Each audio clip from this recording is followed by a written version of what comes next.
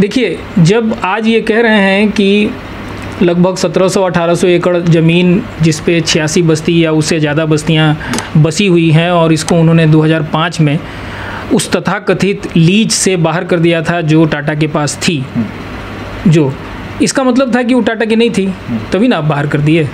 अगर 15,775 25 एकड़ ज़मीन अगर टाटा की थी, वो अवैध बस्ती और टाटा का जो कब्जा है वो सही कब्जा है, ये नहीं हो सकता है।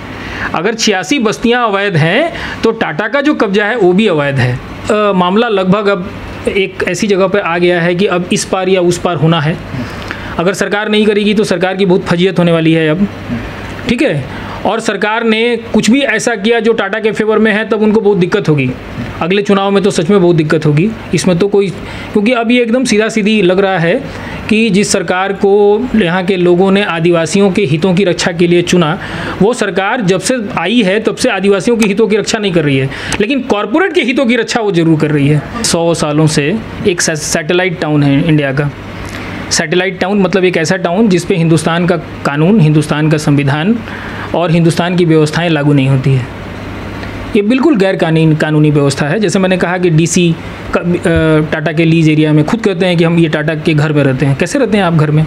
कोई और डीसी आप हिंदुस्तान में आप खोज के दिखाइए कि कोई डीसी जो है या कोई एमएलए या कोई सांसद या कोई मंत्री टाटा के घर में, किसी प्राइवेट, टाटा नहीं किसी दूसरे प्राइवेट कंपनी के क्वार्टर्स में रहता है। आप नमस्कार, सोशल संवाद में स्वागत है। मैं शशि भूषण एक बार फिर से जमशेदपुर में इंडस्ट्रियल टाउन और नगर निगम का जो है बात जोरों से चर्चा में है। आज के अखबारों में आपने वो हेडलाइंस देख लिया होगा जिसमें अलग अलग तरीके से पेश किया गया है।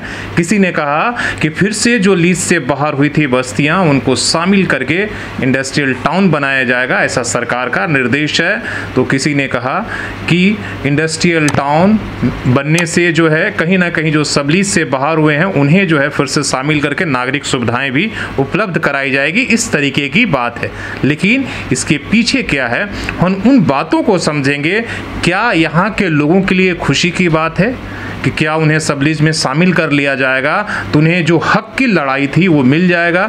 बात यहाँ था कि नगर निगम और इंडस्ट्रियल टाउन बनेगा तो लोगों की प्रतिनिधित्व क्या होगी और क्या लोग जो जिस लड़ाई को लड़ रहे थे कि उन्हें हक मिलेगा वो मिलेगा या नहीं मिलेगा। हालांकि सरकार का एक प्रारूप है जिसमें बैठक जो जिस तरीके से सरकार बनाना चाहती है वो सामने अब आ चुका है और उस पर अलग अलग तरीके से डिस्कशन भी हो रहा है। उसमें मूल बात यही कही गई है कि जो इंडस्ट्रियल टाउन नगर निगम के जगह बनाया जाएगा और उसमें जो 2005 में जिन बस्तियों को अलग किया गया था उन्हें शामिल करके मतलब टोटल 15,725 एकड़ पर जो है टाटा स्टील का इंडस्ट्रियल टाउन सरकार के साथ मिलकर बनाएगी। उस पर हम कई लोगों से चर्चा कर चुके हैं।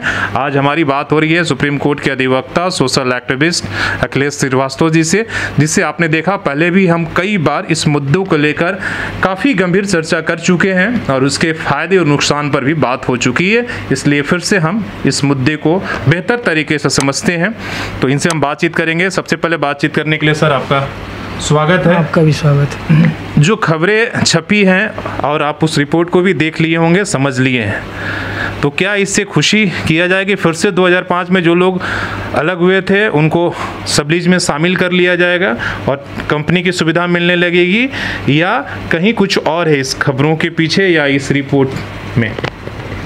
ये जो आपने अंतिम बात कही वो सार तत्व है अभी जो कुछ चल रहा है इस शहर में या सरकार के स्तर पे। देखिए, मुद्दा ये है कि कौन ज़्यादा चालाक है, सरकार ज़्यादा चालाक है या टाटा ज़्यादा चालाक है?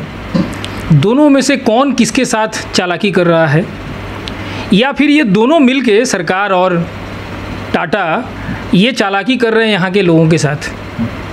तो मुझे जवाहर शर्मा जी जो हैं सोशल एक्टिविस्ट, उनकी एक बात याद आती है कि वो कहते हैं कि अखिलेश जी, दोनों में से कोई नहीं चाहता है कि क्या नाम है, थर्ड वोटिंग राइट किसी को मिले, क्योंकि उनका मुद्दा जो है, जवाहर शर्मा जी का मुद्दा एकदम क्लियर है कि थर्ड वोटिंग राइट मिलना चाहिए।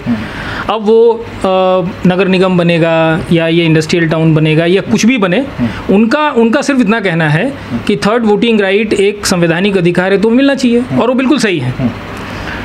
तो शर्मा जी ये कहते हैं कि दोनों में से कोई नहीं चाहता है, और हमको लगता है कि उनकी बात सबसे सही है कि दोनों में से कोई नहीं चाहता है। भटकाने की रणनीति है। बिल्कुल बिल्कुल।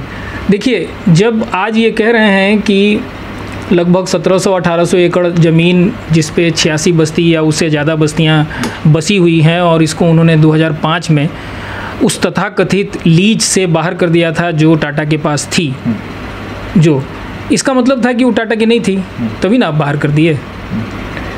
अगर 15,775 25 एकड़ ज़मीन अगर टाटा की थी तो फिर बस्तियां बस गई, फिर आपने कैसे उसको निकाल दिया?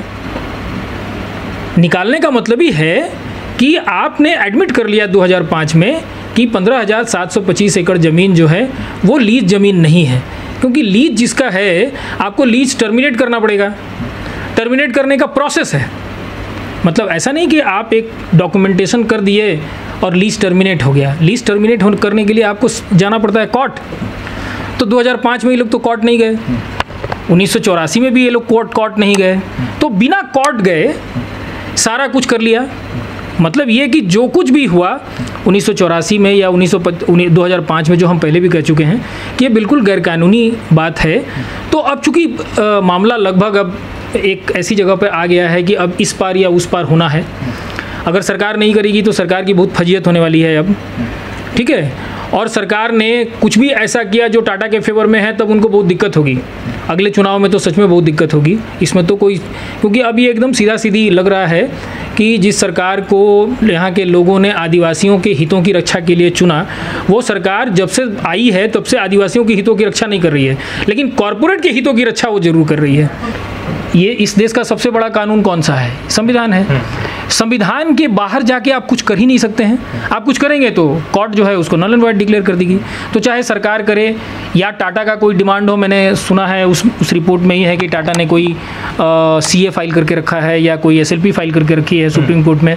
अब ये क्या फाइल करके रखी है हमको पता नहीं है, लेकिन ये कुछ भी फाइल करके रखे हों, हम इतना बता सकते हैं कि वो बिल्कुल गैर वाजिब कोई बात होगी, और वो जब तक टाटा सरकार उसको सपोर्ट नहीं करेगी तब तक ये जीतेंगे नहीं, वो हार ही जाएंगे।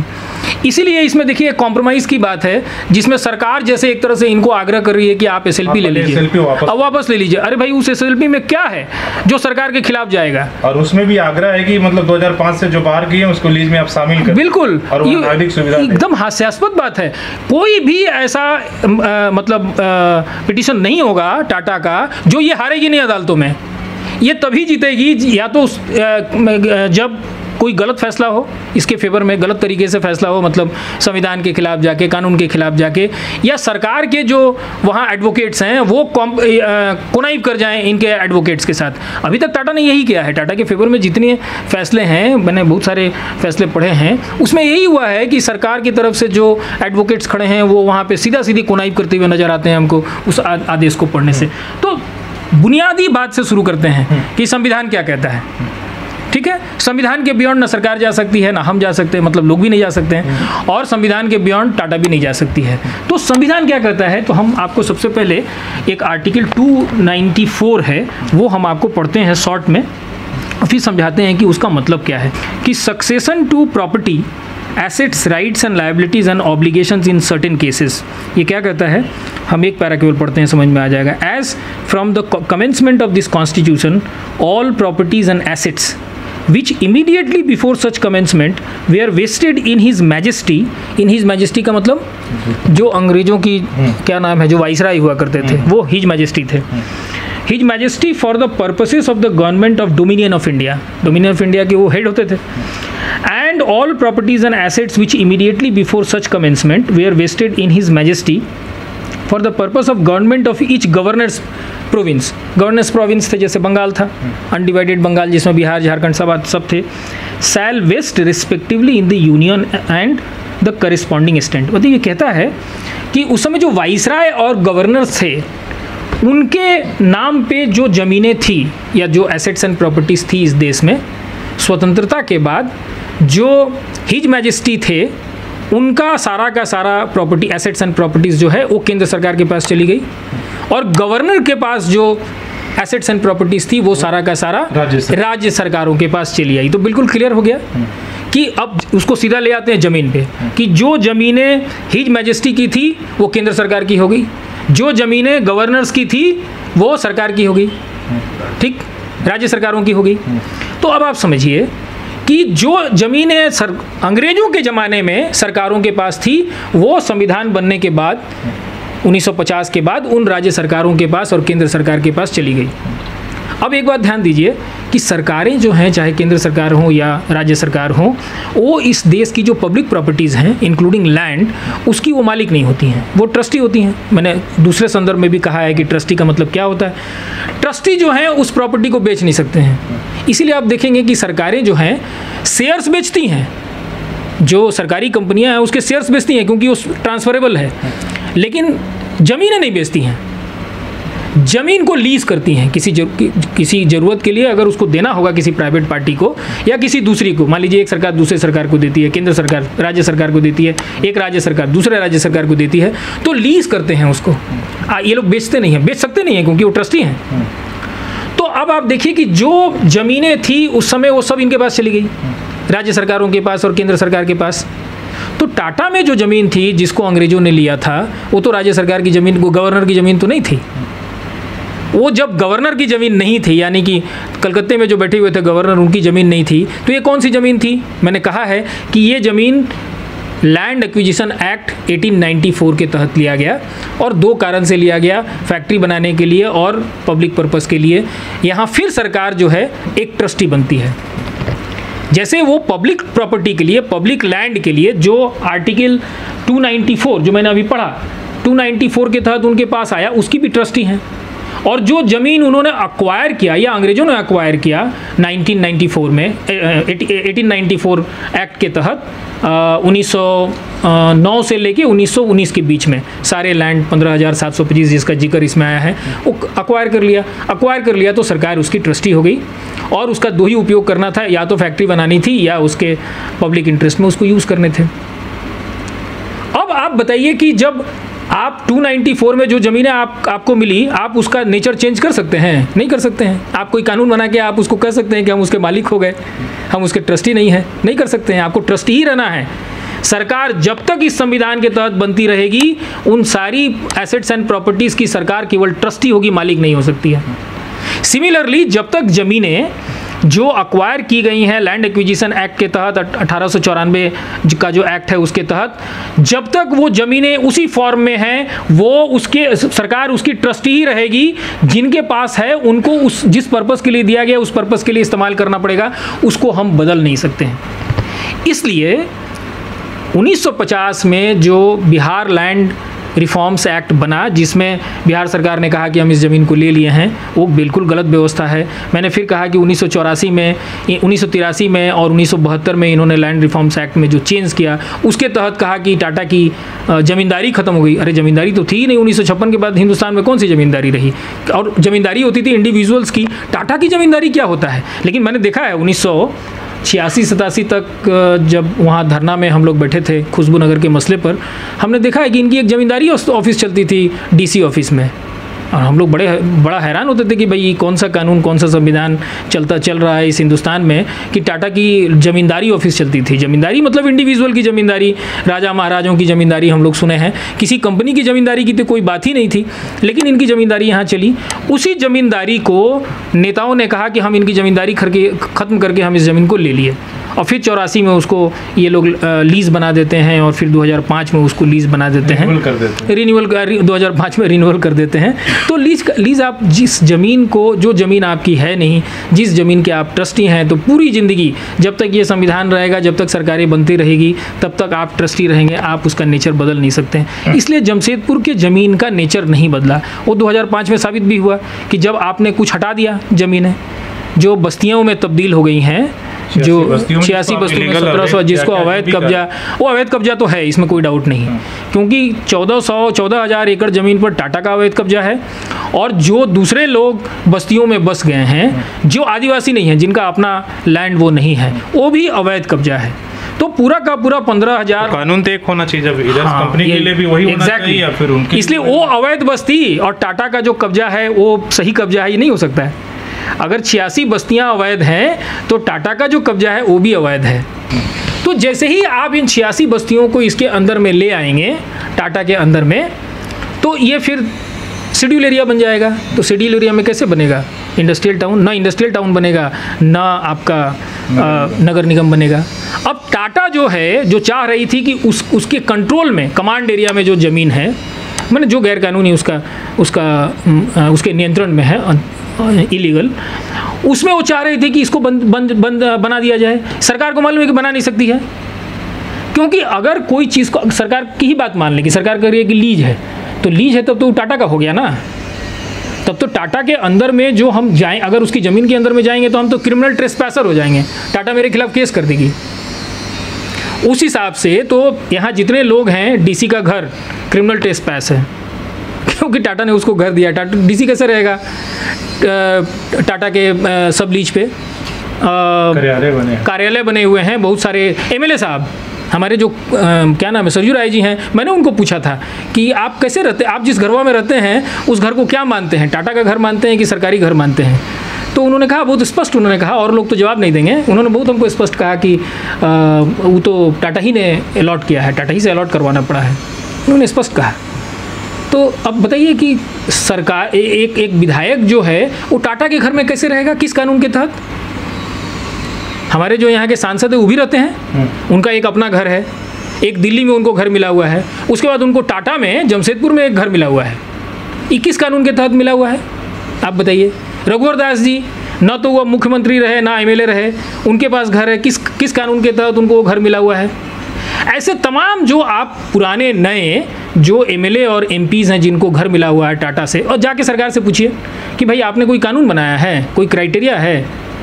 टाटा से जाके पूछिए कि भाई तुमको किसने कहा कि इन सारे विधायकों को और सारे जो सांसद हैं उनको दे दीजिए, और खाली जो वर्तमान विधायक सांसद हैं केवल उनको नहीं, जो निवर्तमान है उनको भी दे दीजिए।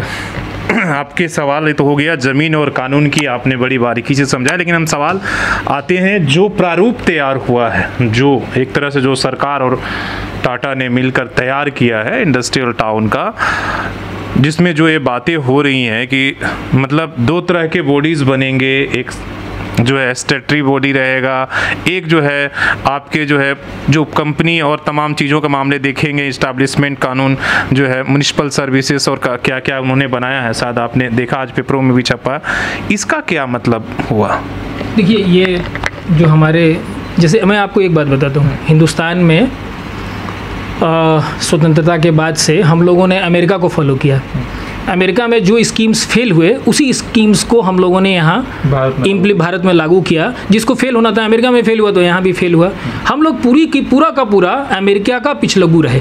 शुरुआती समय छोड़ के, जब नेहरू जी थे तो उन्होंने कमांड इकोनॉमी, क्योंकि उस समय हमारे पास पैसे नहीं थे, डेवलप करना था, तो कुछ रसिया से भी हम लोगों ने लिया, कुछ अमेरिका से लिया। उसके बाद हम पूरे अमेरिका के पिछलग्गू रहे, और जो स्कीम अमेरिका में फेल हुई वो हमने इम्प्लीमेंट किया उसके बाद, उनके फेल होने के बाद, और हम भी फेल किए।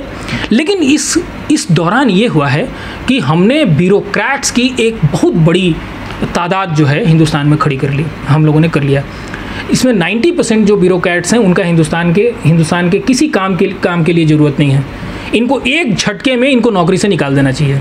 लेकिन सरकार के पास मुश्किल क्या है कि ये जितने 90% ब्यूरोक्रेट्स हैं, अगर इनको निकाल देंगे तो ये चपरासी बनने लायक भी नहीं है, योग्यता नहीं होती है। ये हिंदी, अंग्रेजी, जनरल नॉलेज, उर्दू, फारसी, गुजराती ये सब पढ़ के चले आते हैं। 3-4 महीने की ट्रेनिंग के बाद हमको 39 साल से हम लॉ पढ़ रहे हैं और सोशल एक्टिविस्ट भी हैं। अभी भी हम हिंदुस्तान की इकोनॉमी और लॉ के बारे में हम कोई दावा नहीं करते हैं, हम बहुत कम जानते हैं।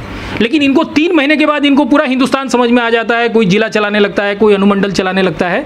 तो आप ये समझिए कि इनके पास कोई काम नहीं है, तो इनको यही सब करना है। ये जो मीटिंग हुआ है, इस मीटिंग का कोई मतलब नहीं, आप समझ लीजिए। सरकार को मालूम है कि अगर 86 बस्ती को शामिल करेंगे तो इंडस्ट्रियल टाउन नहीं बनेगा। क्यों? क्योंकि वो फिर शेड्यूल एरिया हो जाएगा।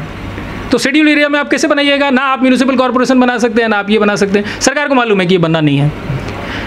टाटा को भी मालूम है कि मेरा जो कमांड एरिया है, मतलब -86 बस्ती या -100 बस्ती, जो भी बस्तियां आप कह सकते हैं, तो वो पूरा का पूरा इनका सो कॉल्ड लीज हुआ, जो बिल्कुल गैर कानूनी है। मैं कह चुका हूँ न जाने कितनी बार।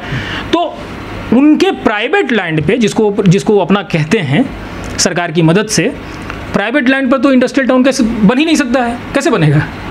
आपका प्राइवेट लैंड है, आपको जो मर्जी करिए। तो तो ये जो पूरी की पूरी कवायद है बिल्कुल फर्जीवाड़ा है। जवाहर शर्मा जी बिल्कुल ठीक कह रहे हैं कि ये उनका जो पिटीशन था 1988 का, 89 में वो आदेश आया था कि म्यूनिसिपल कॉरपोरेशन बने जमशेदपुर में। 1989 से लेके आज कितना साल हो गया? साल के आसपास, करीब 32-33 साल हो गया। क्यों नहीं? सुप्रीम कोर्ट का एक आदेश यहाँ इम्प्लीमेंट नहीं होता है। इससे बड़ी हैरत अंगेज बात और क्या हो सकती है? और सुप्रीम कोर्ट बैठी हुई है, उस पर कंटेम्प्ट नहीं चला रही है। सुप्रीम कोर्ट को बुला के सरकारों को पूछना चाहिए और टाटा को पूछना चाहिए कि क्यों नहीं बना। टाटा को नहीं पूछना, टाटा प्राइवेट पार्टी है। सरकार को बुला के कटघरे में खड़ा करके पूछना चाहिए कि भाई हमारा जो 1989 का आदेश था ये आज तक इम्प्लीमेंट क्यों नहीं हुआ? क्या कर रहे हो बैठ के? तो सरकार को मालूम है कि यहाँ कुछ नहीं बनना है। सरकार केवल अवॉइड करना चाहती है कि ये 5th शेड्यूल डिक्लेयर नहीं हो।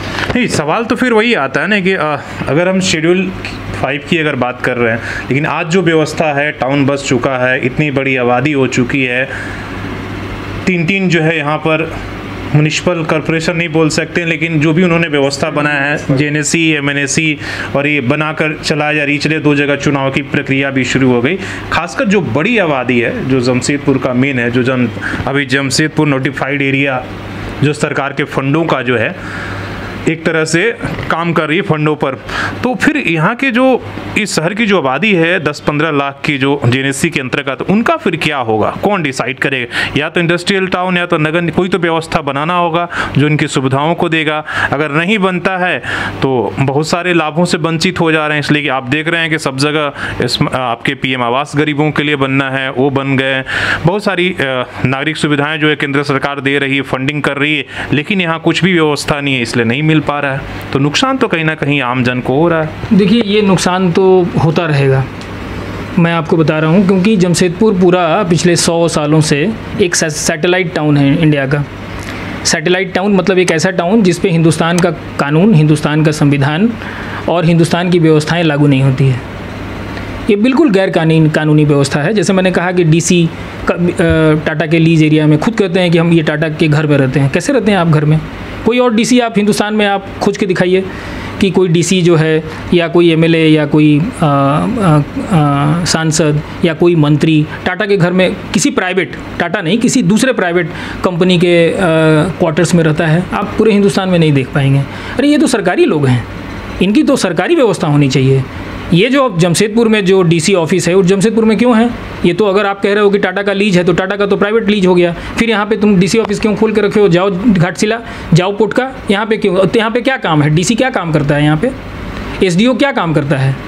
अगर हम ढूंढे तो सारा इलीगल काम हमको दिखता है कि डीसी और ये मिलके और जेएनएससी वाले मिलके सारा इलीगल काम करते हैं। खाली ज़मीन का इधर से उधर, कौन कहाँ किधर घर बनाएगा, किसके रिकमेंडेशन से किसको क्वार्टर मिलेगा, कौन होटल बनाएगा, यही सब चलता रहता है। अब मैं अपनी बात करता हूँ। मैं एक वकील हूँ और मेरा जन्म यहाँ हुआ। 10 साल केवल मेरी स्कूलिंग हुई है बंगाल में, बाकी पूरी उच्च शिक्षा, मेरी प्रैक्टिस, सब जानते हैं कि मैं रांची हाई कोर्ट में प्रैक्टिस करता हूँ, कैलकाटा में भी करता हूँ, सुप्रीम कोर्ट में भी करता हूँ। मेरा घर यहाँ है और मेरे पास कोई घर नहीं है। हम एक घर बनाना चाहते हैं। हम इस राज्य के मुख्यमंत्री से, इस राज्य के जो विधायक हैं, इस राज्य के जो यहाँ के जो सांसद हैं, यहाँ के जो डीसी हैं, यहाँ के जो चीफ सेक्रेटरी, उनसे केवल एक सवाल पूछते हैं।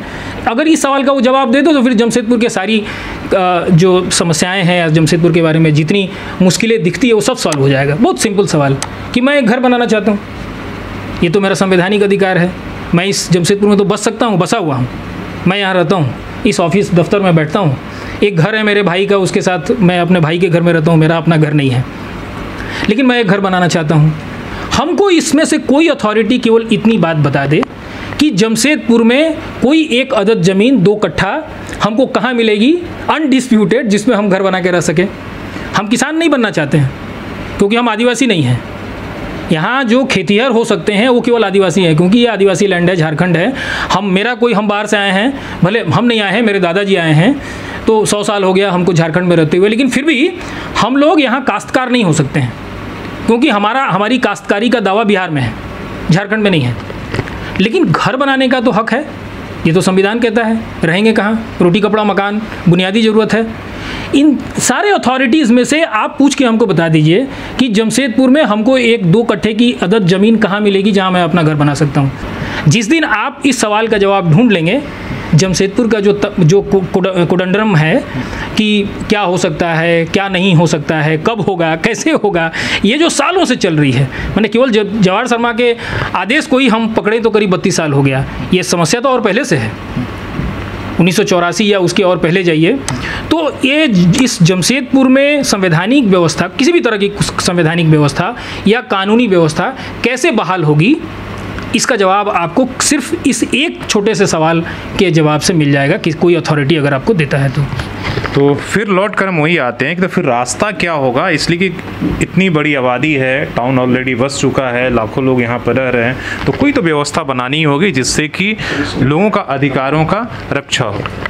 देखिए, जितना कानून मैं इस देश का समझता हूँ, संविधान को मैंने जितना समझा है, मुझे लगता है कि एक रास्ता है और उसको मैं आपको डिफाइन नहीं करूँगा, केवल एक शब्द का इस्तेमाल करूँगा, वेवर।